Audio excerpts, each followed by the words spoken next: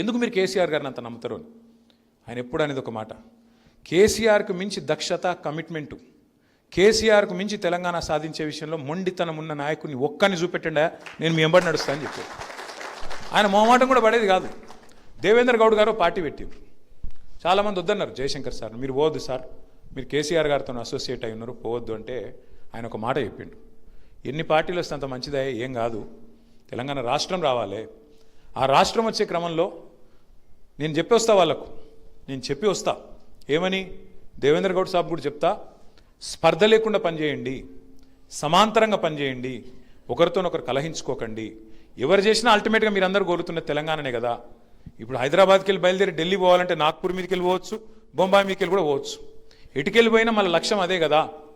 మీకు తాత్కాలికంగా భావ సారూప్యత లేకపోవచ్చు, కానీ ధ్యేయ సారూప్యత ఉండాలి, లక్ష్య సారూప్యత ఉండాలి, అది ఉన్నంత కాలం ఎవరినైనా సరే మనం ఎంకరేజ్ చేయాలి అని బలంగా వాదించేది ప్రొఫెసర్ జయశంకర్ గారు. ఇట్లా చెప్పుకుంటూ పోతే ఎన్నో ఉన్నాయి.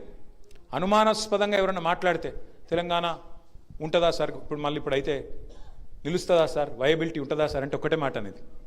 ఒకనాడు 1948లో సర్ప్లస్ స్టేట్, 56లో సర్ప్లస్ స్టేట్, 69లో బీపీఆర్ విఠల్ గారని ఒక ఐఏఎస్ అధికారి, సంజయ్ బారు గారి తండ్రి, ఆయన రాసిన పుస్తకం చూపెట్టది తెలంగాణ సర్ప్లస్ కేస్ స్టడీ అనేది.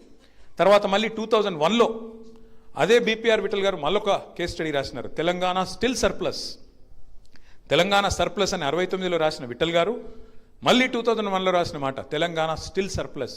ఇవన్నీ చూపెట్టి జయశంకర్ గారు ఇట్లా పుస్తకాలు ముంగట కొట్టి చెప్పేది, అయ్యా నేను చెప్తలేను, ఎకానమిస్టులు చెప్తున్నారు, చూడండి నేర్చుకోండి, తెలంగాణ సమృద్ధిగా ఉన్న రాష్ట్రం అని చెప్పేది. ఇవాళ మొత్తం నిజంగా చెప్పాలంటే సమృద్ధిగా ఉన్న రాష్ట్రం ఇది. నీళ్లు, నిధులు, నియామకాలు అన్నీ పుష్కలంగా ఉన్న రాష్ట్రం. నీళ్లు పుష్కలంగా ఉన్నాయి, కానీ పాలమూరు పంపులు ఆన్ చేయడు ముఖ్యమంత్రి, కన్నెపల్లి పంపులు ఆన్ చేయడు. ఎందుకు? మనకేమో గురువు జయశంకర్ గారు, ఆయనకేమో గురువు పక్క రాష్ట్ర ముఖ్యమంత్రి. పక్క రాష్ట్ర ముఖ్యమంత్రి గారు ఏం చెప్తే ఆయనకు అంత వాడడం తప్ప ఆయనకు ఇంకోటి తెలియదు ఈ ముఖ్యమంత్రి గారికి, తెలంగాణ ప్రయోజనాలు కానీ కనీసం జై తెలంగాణ అనడానికి కూడా మనసొప్పది ముఖ్యమంత్రికి. అట్లాంటి దౌర్భాగ్య పరిస్థితి వాళ్ళ తెలంగాణలో ఉండడం అనేది మనకెంతో బాధాకరం. రెండవది నిధులు మొత్తం ఢిల్లీకి ఇచ్చి రావడమే కదా, తెచ్చిందేముంది, మీరు ఢిల్లీకి 75 సార్లు పోయి ఏమీ లేదు. పైగా ఇంకా మీదికి భావదారిద్రపు మాటలు, చాలా దిక్కుమాలిన మాటలు, తెలంగాణ దివాలా తీసిన రాష్ట్రం అని చెప్పి దివాలా కోరు మాటలు. అందుకే జయశంకర్ సారు ఒకసారి ఇప్పుడు మళ్ళీ తిరిగి వస్తే ఇలాంటి సన్నాసులకు పాఠాలు చెప్తే బాగుండేమో అని అప్పుడప్పుడు అనిపిస్తుంది. ఇక్కడ మనం ఎన్ని చెప్పినా ఇవాళ చెవిటోని ముంగట శంఖం ఊదినట్టు అవుతున్నది. ఎన్ని చెప్పినా కేంద్ర ప్రభుత్వం స్పష్టంగా పార్లమెంట్లో చెప్పినా అయ్యో అప్పులు చేయలేదురా కేసీఆర్, నువ్వు తప్పుడు మాటలు మాట్లాడుతున్నావు అని చెప్తే కూడా ఇవాళ చెవిటోడు ముందు శంఖం ఊదినట్టు.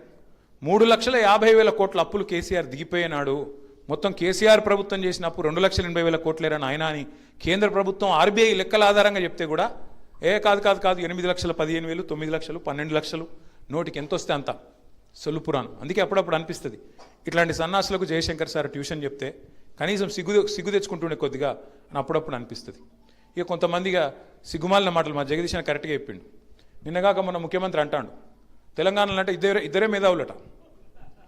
ఒక ఆయనట జైపాల్ రెడ్డి అట, జీవితం విన్నాడు జై తెలంగాణ అనే జైపాల్ రెడ్డి మేధావట, ఇంకొక ఆయన కేశవరావు అట.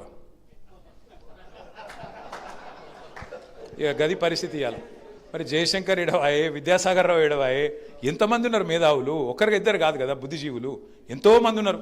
పోనీ మా ఊళ్ళ పేర్లు చెప్పకపోతే అందుకు నీకు మనసు ఒప్పకపోవచ్చు, మరి కోదండరాంకి ఏమైంది, ఆయన నీతోనే ఉన్నాడు కదా, ఆయన పేరైనా చెప్పకపోతే ఇప్పుడు ఆయన చెప్పుకోవట్టే ఏం కావాలి ఇప్పుడు కోదండరాం గారు, ఇంకా వేరే వాళ్ళు సెల్ఫ్ స్టైల్డ్ ఇంటెలెక్చువల్స్ వాళ్ళేం కావాలి అంటే ఇంత భావదారిద్ర్యం పనికిరాదు ముఖ్యమంత్రి గారు. తెలంగాణ వాళ్ళ గొప్పతనాన్ని కూడా గుర్తించడానికి, గౌరవించడానికి సంస్కారం నీకు లేకపోతే నువ్వెట్లా ముఖ్యమంత్రి అవుతావు తెలంగాణ సమాజానికి? బాధ ఎక్కడ అనిపిస్తుంది అంటే నియామకాలు, పిల్లలు కొట్లాడుతూ ఉన్నారు ఇవాళ. ఆ రోజు కేసీఆర్ గారి ప్రభుత్వం 2,32,000 ఉద్యోగ నియామక పత్రాలకు నోటిఫికేషన్ ఇచ్చి, నియామకాలకు నోటిఫికేషన్ ఇచ్చి 1,60,000 ఉద్యోగాలకు నియామక పత్రాలు కూడా ఇచ్చింది. కానీ బదనాం ఎట్లుంటుందంటే ఇవాళ రేపు ప్రపంచం ఎట్లా తయారైందంటే సోషల్ మీడియా వచ్చినాక నిజం కడప దాటే లోపల అబద్ధం అంగిలాగేసుకుని ఊరంతా తిరిగి వస్తుంది. అట్లా అయిపోయింది. ఉద్యోగాలు ఇయ్యలే అని చెప్పి మొత్తం పిల్లగానే రెచ్చగొట్టిండ్రు.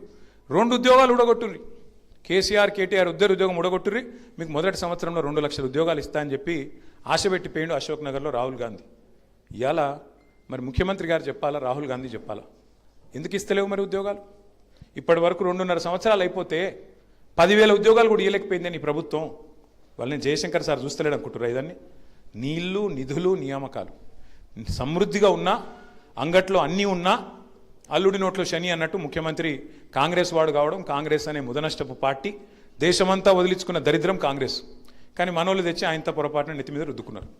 మరి ఆ దరిద్రానికి జయశంకర్ సార్ ఎప్పుడు చెప్పేది కాంగ్రెస్ గురించి, తెలంగాణకు నెంబర్ 1 విలన్, తెలంగాణకు శాశ్వత శత్రువు కాంగ్రెస్ అనే మాట నేనో లేకపోతే ఇంకొకరో చెప్పడం కాదు, జయశంకర్ సార్ నొక్కి వక్కానించేది.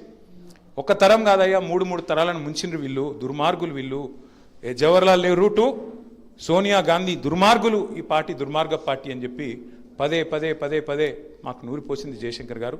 అందుకే వారి ఆశయ సాధన కోసం, తిరిగి తెలంగాణను పట్టాలెక్కించడం కోసం, వారి మానసపుత్రిక అయిన తెలంగాణను మళ్ళీ తిరిగి తెలంగాణ సాధించిన నాయకుడు కేసీఆర్ గారి చేతిలో పెట్టడం కోసం మనందరం కష్టపడడమే జయశంకర్ సార్కు మనం ఇచ్చే నిజమైన నివాళి, వారికి మనం ఇచ్చే నిజమైన గౌరవం అవుతుందని చెప్పి కూడా మళ్ళీ ఒకసారి తెలియజేసుకుంటూ, నాకు ఇంకా కొంతమంది సీనియర్లందరికీ నేరుగా మేము ప్రకాష్ అంబేద్కర్ గారి దగ్గరికి వెళ్ళాలి, దయచేసి మాకు వెళ్ళడానికి అనుమతి ఇవ్వాల్సిందిగా కోరుతూ, మా భరత్ అన్నకు మిగతా అన్నలందరికీ కూడా పేరు నమస్కారం. జై తెలంగాణ.